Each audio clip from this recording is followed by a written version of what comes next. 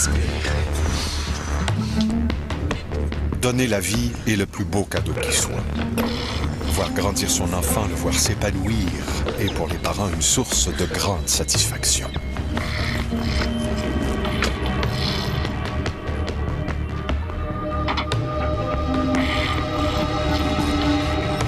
Mais que faire lorsque le rêve du poupon adoré se transforme en cauchemar?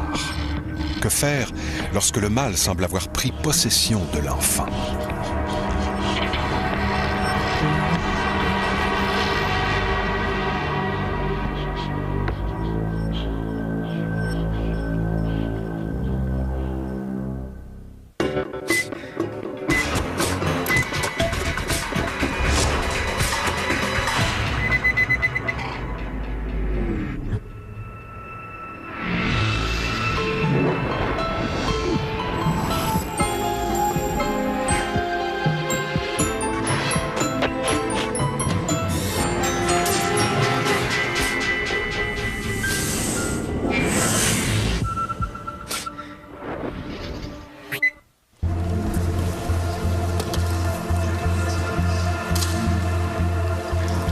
Dans le rituel du baptême, on dit que la personne renonce en quelque sorte au péché et au mal, et donc ainsi étant comme plongée dans le Christ, revêtant le Christ, elle est en quelque sorte assurée de la victoire sur tous les esprits mauvais. Quand je discerne, par exemple, que ce qui les tourmente, c'est une maladie mentale, moi, je vais leur apporter un secours spirituel, mais j'ai la conviction que le démon ne rend jamais malade. C'est une personne malade qui va relier sa maladie au démon. Les manifestations des gens qui sont possédés, c'est souvent une forme de violence verbale qu'on détecte en premier lieu. Les yeux, souvent, c'est dans les yeux que ça se sent. Les yeux ne sont plus les mêmes. Et les gens qui sont autour de ces personnes-là, tout d'un coup, ont l'impression qu'ils sont plus en présence de la même personne. L'histoire vécue par les membres de la famille Laprade-Roy est troublante. Pourtant, rien ne laissait présager un tel destin pour cette petite famille, semblable à tant d'autres. Au moment où je suis tombée enceinte de Marie-Claude, Éric et moi, on était nouvellement mariés, déjà un jeune couple amoureux, avec un enfant. J'avais un fils d'1 an, Cédric.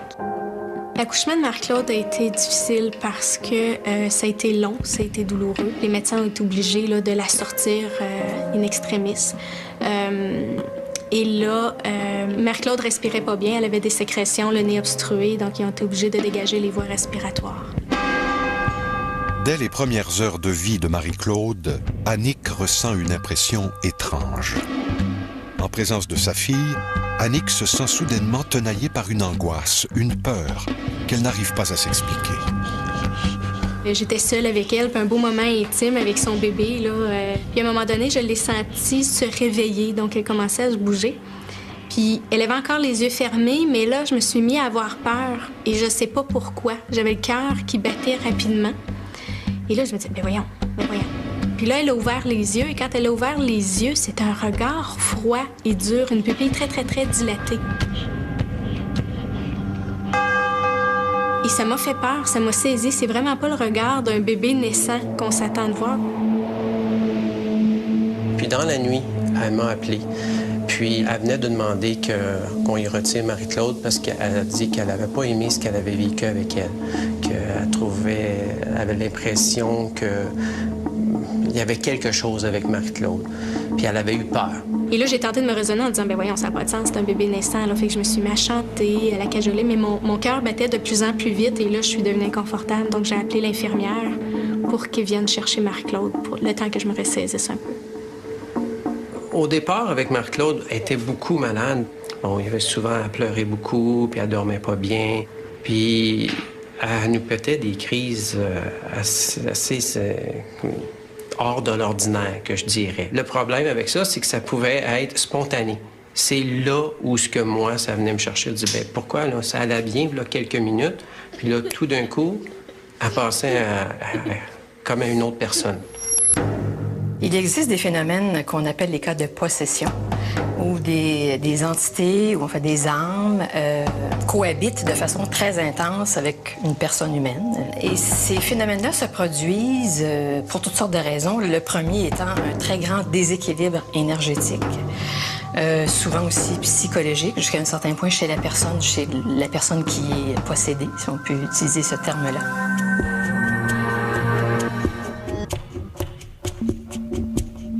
La première crise de Marie-Claude qui m'a vraiment interpellée, qui m'a mis la puce à l'oreille, que ça allait vraiment pas, c'est que j'étais au salon avec Cédric et j'ai entendu du bruit en haut. Je croyais qu'elle s'était levée de sa sieste. Donc, en arrivant en haut, je l'ai trouvée dans la salle de bain. Et là, elle m'a regardée. Et là, c'était les yeux, une grande pupille dilatée, un regard noir, un regard très froid, très dur, très livide. Je me suis approchée d'elle, puis je lui ai demandé de mettre le rouge à lèvres dans le tiroir. Et là, elle m'a regardée toujours, elle soutenait tout le temps mon regard. Elle a pris le rouge à lèvres, puis elle l'a tout écrasé au complet. Ses gestes étaient très lents, très lents, c'était pas un comportement habituel chez un enfant de 2 ans. Et là, je soutenais son regard, puis j'essayais de comprendre, parce que c'était la première fois que ma fille m'échappait comme ça. J'avais l'impression que c'était pas elle qui était en avant de moi. Il y avait à peu près 10 rouges à lèvres par terre, là, fait que j'en ai donné un autre et elle a refait la même chose. Elle les a tous écrasés, toujours en me regardant dans les yeux. Et elle a fait ça jusqu'au dernier rouge à lèvres. J'aimais pas ce qui se passait là. J'avais aucune idée de ce que c'était. Mais là, je sentais que c'était plus juste un trouble de comportement. Là, il y avait quelque chose qui m'échappait. C'était plus ma fille qui était là. Annick Laprate devenait de son propre aveu obsédée par le comportement de sa fille. Elle guettait chaque petit signe et appréhendait à chaque fois la crise. Lorsque Marie-Claude a commencé à faire des crises, on s'est beaucoup questionné sur la nature de ces crises-là. Parce que Marie-Claude, dans un premier temps, était déjà hyperactive, ça on le savait.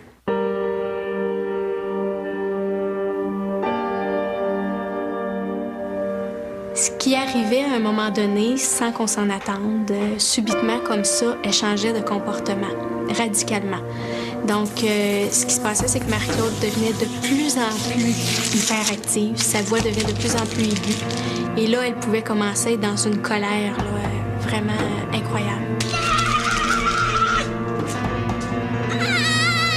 Je pense que je m'en ai pas vraiment rendu compte moi-même. Ça n'a pas venu de moi.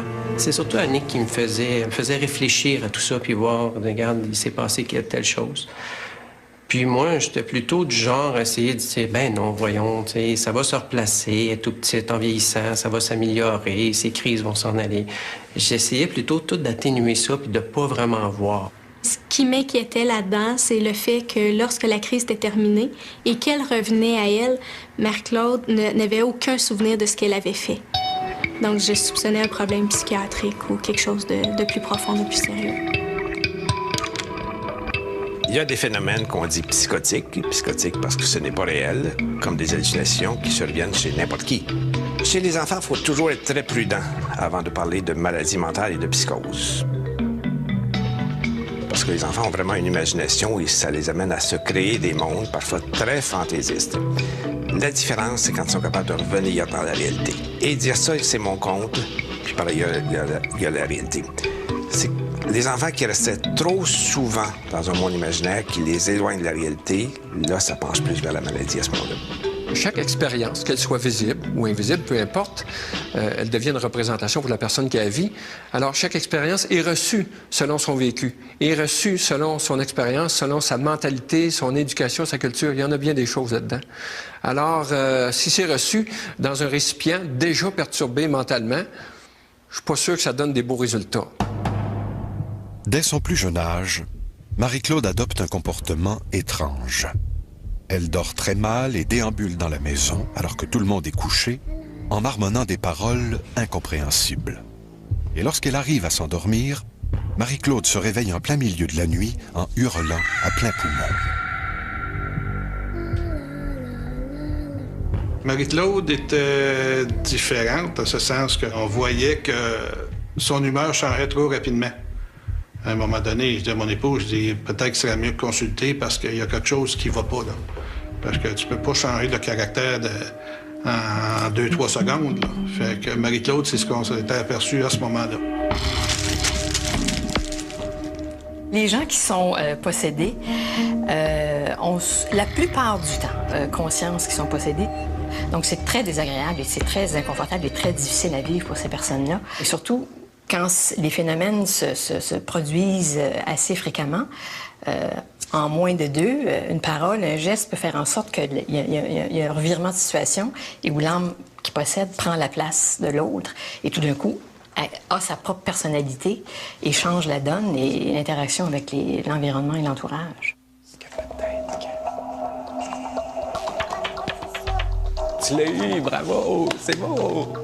La première crise auquel Éric a assisté, c'était un beau soir d'été. On avait passé vraiment une belle journée à l'extérieur, tout allait bien, Marie-Claude allait vraiment bien. J'étais en train de faire un casse-tête avec Marie-Claude. On était assis à terre, on avait beaucoup de plaisir, c'était le fun, puis elle riait, je lui donnais ses morceaux, parce que c'était une maniaque de casse-tête. Puis tout d'un coup, pour aucune raison, elle s'est levée, elle m'a regardé. Puis là, à ce moment-là, quand elle m'a regardé, c'était froid comme regard. Je me suis senti en voulant dire, ben voyons, qu'est-ce qu'elle a? Puis tout d'un coup, elle s'est juste élancée, puis j'ai reçu une bonne claque en pleine face. J'entends Éric me crier « Annick ». Tu sais, comme « Annick, viens ici, ça presse ». Je suis allée le rejoindre dans le corridor et là, j'ai vu Marie-Claude qui était en petite boule de fœtus. Puis à un moment donné, elle a ouvert les yeux et c'était encore ce même regard-là, froid et vide. Puis elle s'est levée tranquillement. Je me souviens, c'était quasiment comme au ralenti, là, tu sais. Et là, elle s'est mise à regarder partout dans la maison, comme si c'était la première fois qu'elle regardait la maison. Elle semblait pas nous reconnaître, elle semblait pas là, reconnaître les lieux, donc elle observait partout autour d'elle. Ça nous a vraiment cloués sur place. Là, c'était très, très évident que c'était plus notre fille qui était là. À ce moment-là, j'ai eu peur. C'était une peur. C'est venu me chercher en dedans. J'ai pas aimé ça, là. Puis Annick, elle a pris la relève tout de suite à ce moment-là pour aller aider Marie-Claude. Ce que je faisais à ce moment-là, c'est que je l'assoyais sur moi. Et là, je prenais son visage entre mes mains et je la forçais à me regarder. Puis je répétais toujours, Marie-Claude, reste avec nous, regarde-moi, tu sais, je t'aime, reste avec maman, reste avec nous. Puis à un moment donné, je sentais ses muscles se détendre. Puis là, oups, là, elle pouvait se mettre à pleurer, puis elle s'accotait sur moi. C'était passé, c'était terminé. Et là, elle revenait à elle tranquillement. Et souvent, elle pouvait se mettre à pleurer, mais tout doucement. Tu sais, des larmes coulaient, puis là, elle était épuisée. Souvent, elle mettait sa tête sur mon épaule, puis souvent, elle disait « Maman, qu'est-ce qui s'est passé? » Et donc, elle n'avait aucun souvenir de ce qu'elle venait de faire. C'est extrêmement difficile en tant que mère d'assister à ces crises-là. Parce que, en tant que mère, ce qu'on veut, c'est le bonheur de nos enfants. On veut qu'ils soient heureux, on veut qu'ils soient en santé. Donc, d'assister à ça, d'être impuissant, de juste être là, puis de constater que son enfant nous quitte comme ça, puis qu'il entre dans cette violence-là, dans cette violence physique-là, dans cette violence verbale-là, c'est épouvantable. C'est épouvantable. Malgré les moments difficiles, Annick Laprate apprend une nouvelle qui lui donne une petite lueur d'espoir. Annick est enceinte de son 3e enfant. Il s'agit d'une bonne nouvelle pour le couple, car c'est dans l'amour que lui porte son conjoint Éric qu'Annick puise la force de continuer à se battre pour sa fille Marie-Claude. C'est certain que j'avais quelques appréhensions. J'avais peur de ce premier contact-là visuel. J'avais peur de retrouver les mêmes yeux. Est-ce que Ariane allait avoir les mêmes troubles de comportement que Marie-Claude? Est-ce que c'était génétique? Est-ce que j'allais avoir un autre enfant qui aurait besoin d'un suivi psychiatrique? J'avais quelques appréhensions, mais en même temps, c'était assez contradictoire comme émotion. La joie d'attendre un nouvel enfant est vite assombrie par les crises de Marie-Claude qui perdurent et qui s'intensifient.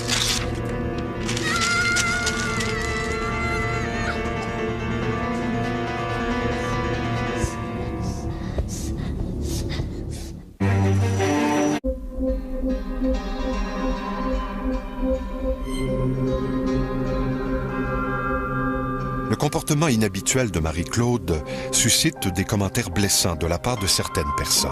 Néanmoins, Annick reste forte et continue de se battre pour sa fille. Plus ça avançait, plus je me rendais compte que Marie-Claude aurait probablement besoin d'aide psychologique et même psychiatrique. J'avais peur du jugement aussi, d'avoir un enfant avec des problèmes psychiatriques. J'étais inquiète pour elle, donc c'est certain qu'en quelque part, il y a une partie de moi qui voulait nier ça et qui espérait que la situation allait se résorber d'elle-même. Est-ce que quand on croit en quelque chose, on est porté à remettre nos croyances en question? Je crois que fondamentalement, non. Pourquoi? D'abord parce que nos croyances, il y a un côté un peu propriétaire à la croyance. À force d'être répétée, une croyance s'intègre à l'ensemble de ce qu'on connaît sur le monde et, évidemment, s'intègre aussi à ce que nous sommes. Parce que nos croyances déterminent en partie aussi ce que nous sommes, la manière dont on s'identifie nous-mêmes. Et parce que l'être humain se concentre fondamentalement à valider ses croyances plutôt qu'à les infirmer, c'est difficile la plupart du temps de se remettre en question.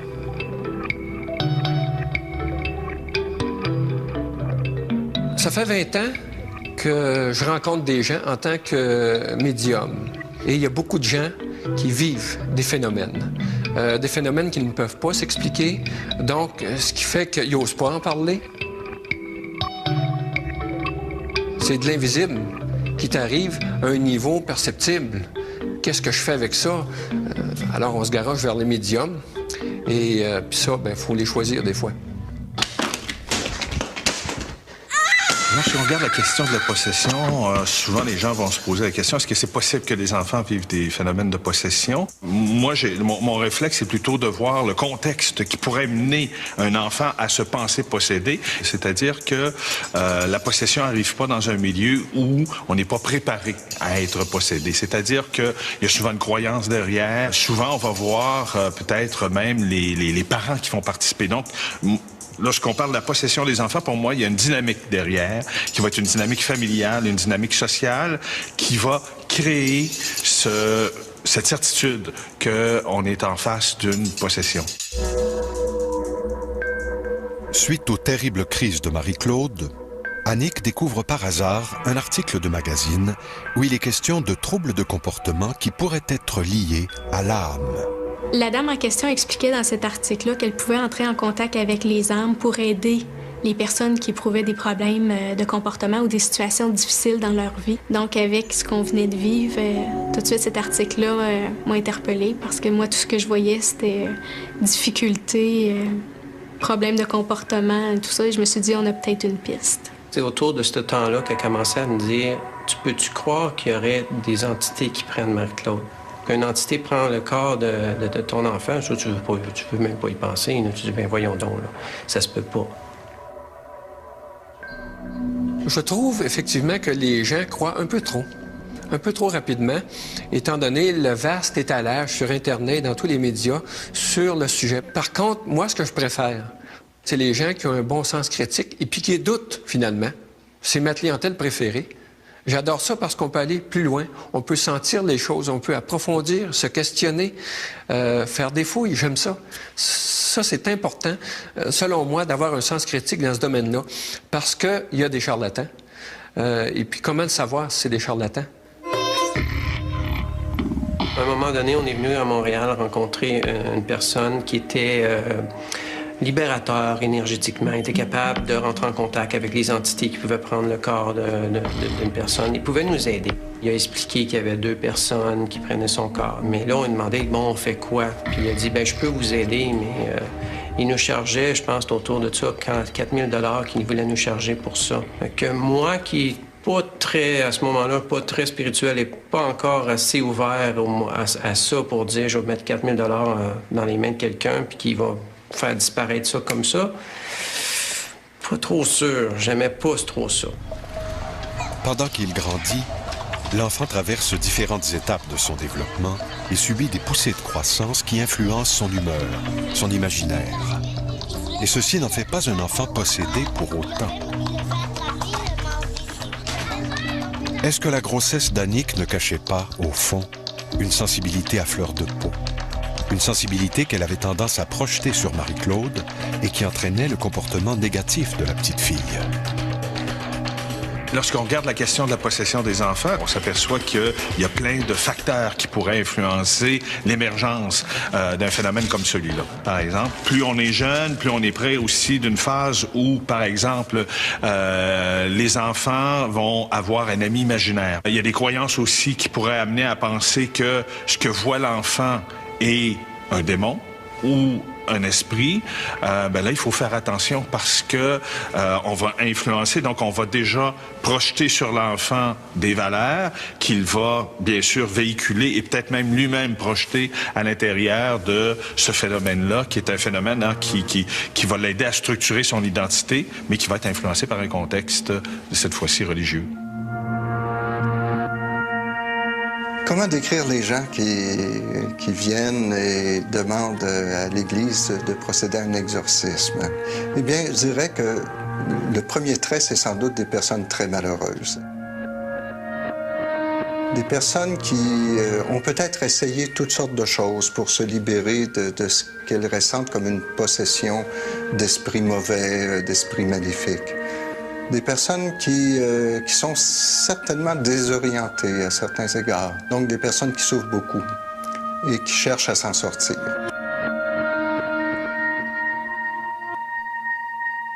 On ne donne jamais un exorcisme à un malade psychologique.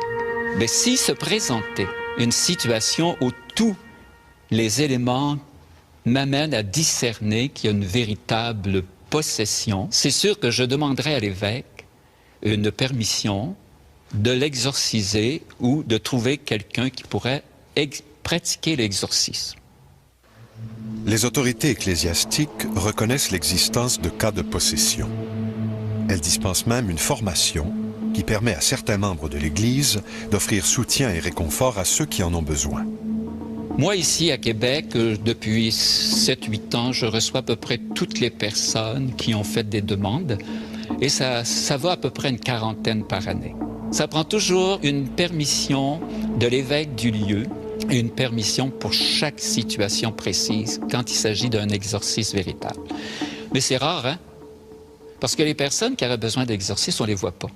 Je t'exorcise, créature du sel, par le Dieu vivant. Le rituel romain d'exorcisme se fait par un prêtre qui récite des prières très précises.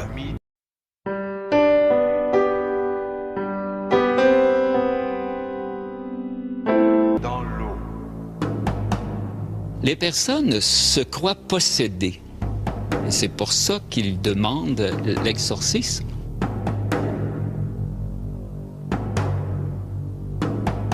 Alors, moi, le discernement que j'ai à faire, c'est d'essayer de saisir par quoi la personne exactement elle est tourmentée. Et là, il y a toute une série de réalités qui peuvent arriver. Soit du démon, soit des démons, soit des esprits méchants, soit des entités méchantes. Je vais apporter un secours à la personne, je vais l'écouter, je vais l'inviter à faire référence à Dieu qui l'habite. Mais quand la personne elle est tourmentée par une obsession mineure, par une fausse interprétation, moi, je crois que c'est ma responsabilité de défaire une interprétation fausse. Face aux crises de Marie-Claude qui s'intensifient, Annick Laprate vit des heures difficiles. Sa santé physique et psychologique s'en ressent.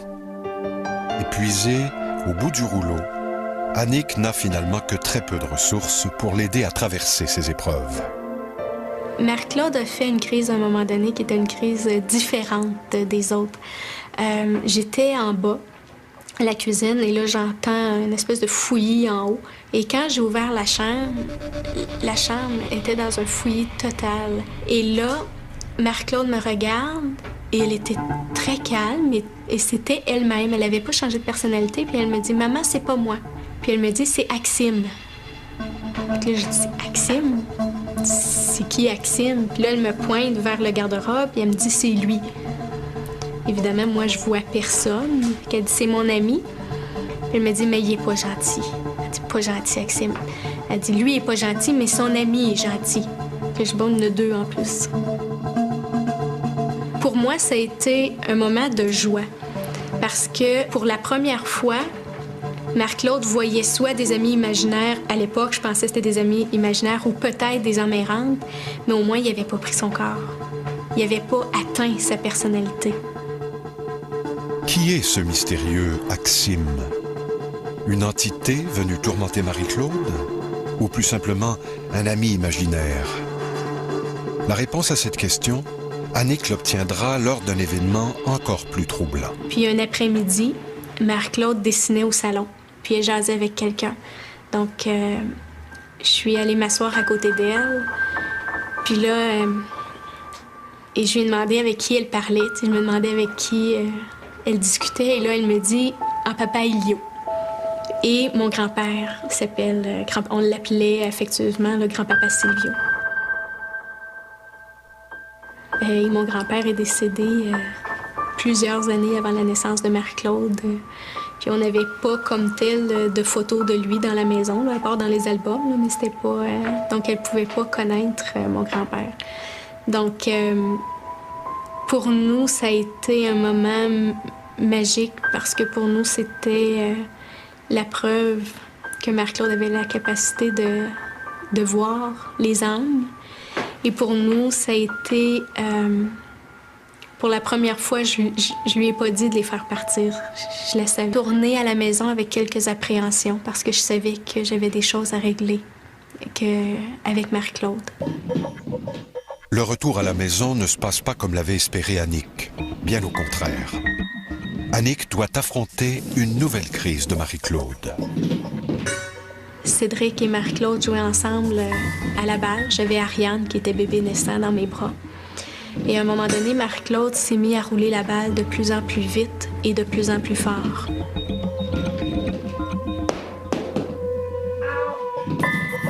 Fait que je disais à Marc-Claude de se calmer, de ralentir. Et là, je lui montrais comment rouler la balle doucement, mais il était trop tard. La crise était enclenchée.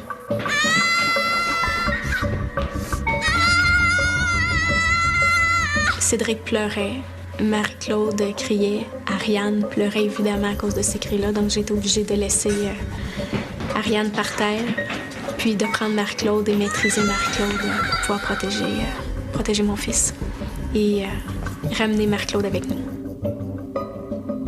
Évidemment, c'est extrêmement difficile pour les parents de vivre une telle situation. Ce qu'on observe, c'est que les parents, à ce moment-là, ont l'impression, face à leur enfant, d'un très grand malaise, comme si leur enfant n'était à la fois plus leur enfant. Et c'est souvent une des premières références, c'est que le parent ne sent plus cet échange amoureux entre lui et son enfant. Au lendemain de cette nouvelle crise, Annick se tourne vers la médecine traditionnelle. Elle emmène donc Marie-Claude chez son pédiatre. Nous étions dans la salle d'attente. Ça faisait déjà un bon 2 heures qu'on attendait, donc Marc-Claude était hyperactive, passait en dessous des chaises, déchirait les revues. Donc, elle était très difficile à contenir et j'osais pas la contenir non plus parce que je voulais pas déclencher de crise là dans la salle d'attente. Dès les premières minutes, le médecin m'a tout de suite dit que Marc-Claude était hyperactive et qu'elle aurait besoin d'un suivi pour hyperactivité. Donc, j'essayais de lui expliquer les crises qu'elle faisait, mais plus j'essayais de m'expliquer, et là, Marc-Claude faisait beaucoup de bruit, il déchirait le papier sur la table, sautait, tout ça. Et à un moment donné, il a pris sa main et il a mis la main sur Marie-Claude. On va dire, tu arrêtes maintenant de bouger. Et là, c'est terminé. Donc là, c'était l'autre personnalité qui a pris la relève. Et tout de suite, moi, je l'ai pris dans mes bras. Puis à un moment donné, ça s'est calmé, les soubresauts ont arrêté. Et elle s'est couchée sur moi. Puis elle s'est endormie sur moi. Quand j'ai levé la tête, le médecin nous regardait, il était complètement... il était sous le choc. Et c'est là qu'il m'a annoncé qu'on venait d'assister à une dépersonnalisation.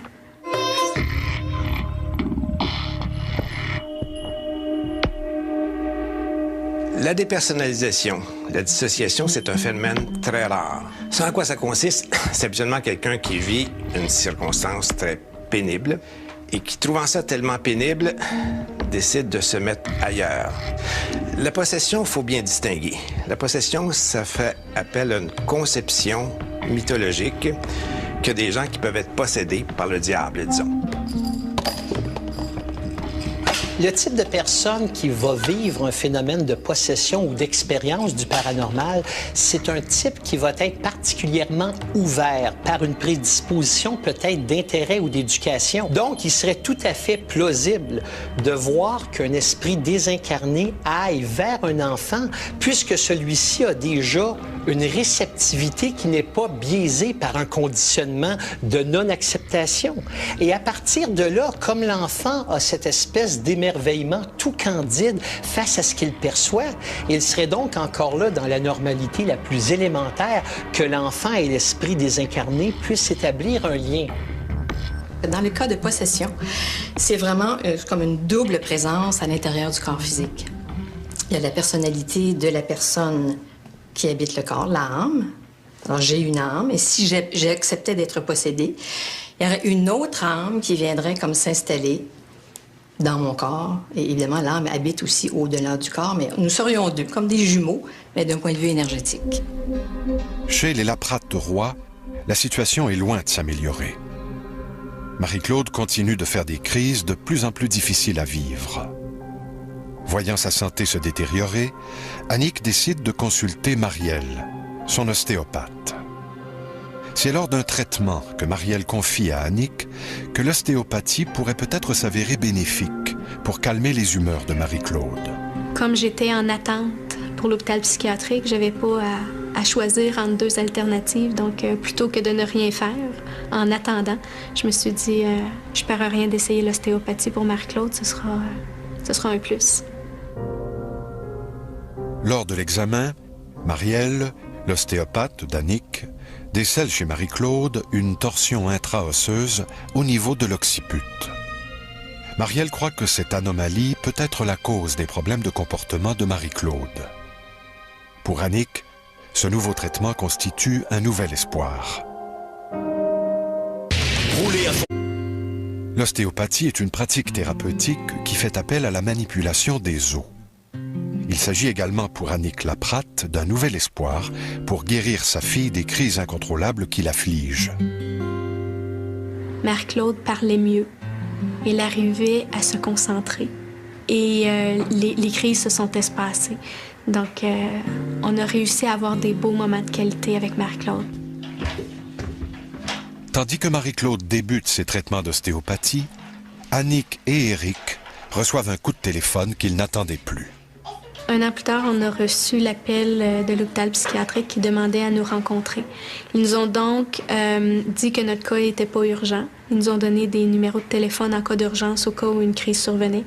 Et là, on était placés sur une autre liste d'attente pour approfondir la problématique de Marie-Claude. Donc, quand on est sorti de là, on n'avait pas d'outils. On était laissés à nous-mêmes, puis on était sur une liste d'attente. Maladie mentale, possession.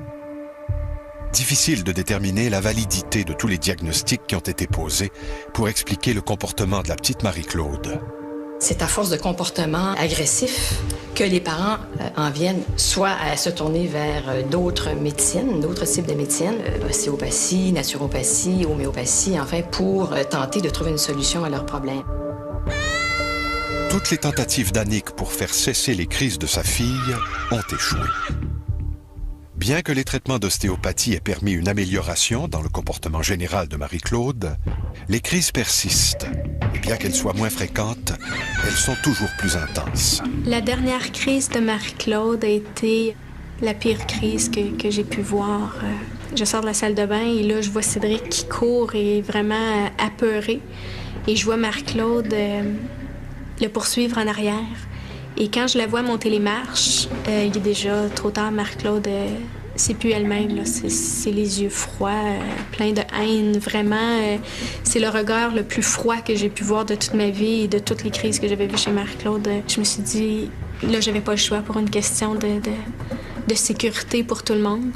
J'ai dit à Cédric, prépare-toi, j'ouvre la porte, tu sors rapidement. Donc, je place ta sœur dans la chambre et toi, tu sors parce qu'ils partageaient la même chambre. Et là, Marc-Claude était toujours dans un état d'hystérie, donc elle criait, elle frappait les murs, elle essayait d'ouvrir la porte et même moi, j'avais de la difficulté à tenir la porte dans mes mains. Donc j'ai fait un nœud à la poignée de porte de Marc-Claude que j'ai attaché à la rampe qui était derrière moi, la rampe de bois derrière moi. Et j'ai attaché ça bien solide, donc Marc-Claude tirait sur la porte. À un moment donné, elle a arrêté et là, je crois qu'elle se lançait sur les murs parce que c'est ce qu'on entendait. Donc on entendait les coups qu'elle se lançait sur les murs. J'étais complètement dépassée. Je me suis assise dans le corridor avec mon fils à côté et on s'est mis à prier tous les deux. Cédric pleurait, il se demandait comment tout à coup maman pouvait faire ça. C'était... Et à un moment donné, on a senti que le calme était revenu dans la chambre.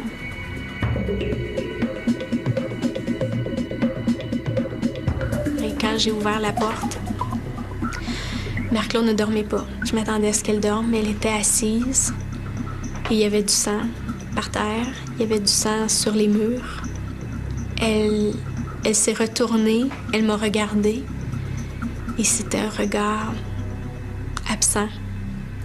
Et elle s'est mise à rire et à rire aux éclats. Puis elle saignait du nez, donc elle a pris du sang sur son nez. Puis elle s'est mise à faire un dessin sur le mur. J'ai été tellement sous le choc de voir cette scène-là que j'en ai été malade. Donc j'ai carrément vomi sur place. L'intensité et la violence de cette nouvelle crise de Marie-Claude atteignent des sommets. Annick et Éric se sentent complètement démunis et demandent de l'aide. Il est tout à fait possible de libérer une âme qui est possédée, une personne qui est possédée à l'aide d'harmonisation énergétique. Par contre, il faut tenir compte de deux choses très importantes. Il y a la personne qui est possédée et l'âme qu'on cherche à évacuer de la personne qui est possédée. Mais la chose la plus importante là-dedans, c'est qu'il faut utiliser une stratégie d'amour. Parce que finalement, il n'y a que l'amour qui peut réussir à libérer la personne qui est possédée. Suite à la dernière crise de Marc-Claude, j'ai tout de suite pris rendez-vous avec Marielle pour que Marc-Claude soit vue pour m'assurer que physiquement, elle était bien. Et c'est là qu'elle m'a demandé si j'étais ouverte d'esprit, parce qu'elle connaissait quelqu'un qui avait une expérience avec le paranormal et qui était excellent avec les enfants, qui pourrait sûrement aider Marc-Claude. C'est sans aucune hésitation qu'Annick manifeste son désir de rencontrer cette personne. Il s'agit de Michael, un homme habitué à faire face et à soulager la détresse psychologique des autres. On l'a rencontré une première fois, donc Marc-Claude et moi, avec Michael. Suite à cette première rencontre-là, Michael m'a dit que Marc-Claude avait des entités dans son champ vibratoire. Et ce qu'il m'a dit, c'est que l'âme de Marc-Claude n'était pas complètement enracinée dans son corps. Donc, que son âme voyageait et qu'elle avait des entités dans ses corps d'énergie. Ce qui veut dire que quand son âme quittait, ça laissait le champ libre pour les âmes errantes et que les âmes errantes passaient leur influence à travers elle. Après ça, il a expliqué qu'il dit, regarde, ce qu'on va faire, il dit, on va faire sortir les entités du corps de Marie-Claude et on va ancrer son âme pour qu'elle reste dans son corps. Il dit, quand son âme va être dans son corps, comme la plupart du monde en général, leur âme est solide en dedans d'eux, les entités ne peuvent plus rentrer. Mais il dit qu'il va falloir passer par ce qu'il appelle un exorcisme. C'est un mot qui fait peur, mais c'était plus une libération, enlever les entités de son corps. Les parents de Marie-Claude se font dire qu'une fois de retour à la maison, ils devront prier afin que l'âme de Marie-Claude accepte de réintégrer son corps physique. Le jour de la libération, Marc-Claude et moi, on s'est rendus au bureau de Michael et il a premièrement tenté de bien enraciner Marc-Claude. Par la suite, il a fait la prière de la lumière et c'est à ce moment-là que Marc-Claude a commencé à s'agiter. Puis elle a tenté d'ouvrir la fenêtre. Elle voulait sortir. Je me suis donc levée pour pouvoir prendre Marc-Claude dans mes bras et Michael m'a fait signe non. Et là, je regardais la scène, puis je voyais Marc-Claude dans un état un état de crise. Michael qui parlait de plus en plus fort. Que tu sois mis dans l'eau.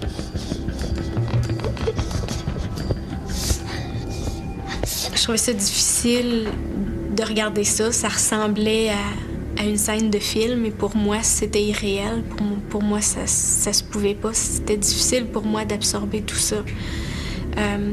Et ça devenait toujours de plus en plus intense. L'énergie était palpable dans la pièce. Et à un moment donné, je l'ai senti exprimer haut et fort, commander aux entités de quitter maintenant, de quitter les corps de Marie-Claude. Il l'a répété à plusieurs reprises. Et à un moment donné, j'étais sur la chaise et j'ai senti comme si on me donnait un coup de poing dans le ventre. Donc, j'ai eu de la difficulté à respirer. J'ai senti mon corps comme s'il était paralysé. J'ai senti comme une présence passer au travers. Et là, j'avais de la difficulté à respirer. Et là, je regardais Michael. Et Michael était vraiment face à moi. Et là, il a commandé aux entités de quitter. Et ça a pris 1 seconde. Et là, c'est parti.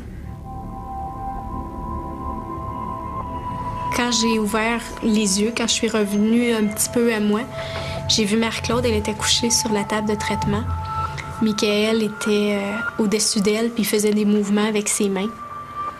Et là, j'ai vu Marie-Claude, les yeux fermés, elle dormait, là, mais paisible, mais paisible. Elle avait les joues rouges. Elle avait les cheveux tout trempés, elle était toute mouillée. Mais elle avait l'air d'un ange. Vraiment, un ange au repos. Elle était belle, mais détendue comme je l'avais jamais vue. Et c'est là que Michael m'a dit « Voici ta fille ».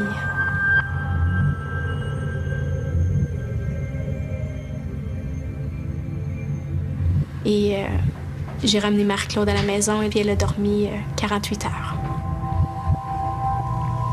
Pour moi, de savoir si elle est guérie ou pas, écoute, elle a dormi 48 heures, ça veut dire quoi? Ça veut dire rien pour moi. Bon, elle était fatiguée, virus, quoi, je sais pas. Okay? Je n'analysais pas, j'étais OK, on va la laisser. Mais j'étais en attente de la prochaine crise. Et elle n'est jamais venue. Puis je pense que c'était fini, là. On n'a jamais eu de crise, jamais eu d'autres problèmes. C'était fini à partir de ce moment-là. Mais moi, ça m'a pris beaucoup de temps. Parce que t'attends. OK, ça fait 1 semaine, 2, 1 mois. Ah, c'est pas grave, ça va arriver, là. Ça se peut pas que ce soit parti. Ça m'a pris plusieurs mois. À un moment donné, je pense que je me suis réveillé. À un moment donné, je disais, ah, non, elle n'a plus, là. Elle n'a plus de crise, là. C'est fini, là. Après que Marie-Claude ait été libérée de l'autre âme qui l'occupait, c'est devenu une petite fille, je dirais, plus que normale, très intelligente, qui a des dons de peinture, qui est super gentille, super affectueuse, puis il n'y a jamais eu d'autre chose, là. Son caractère ne change pas du jour au lendemain ou d'une minute à l'autre, là. Même si son petit frère est après, des fois, impatiente, ce qu'elle n'était pas avant. Découvrez les toutes dernières technologies utilisées par les agents d'investigation pour retracer les criminels. Voyez les nouveaux épisodes d'Experts en crime dans un instant à Canal D.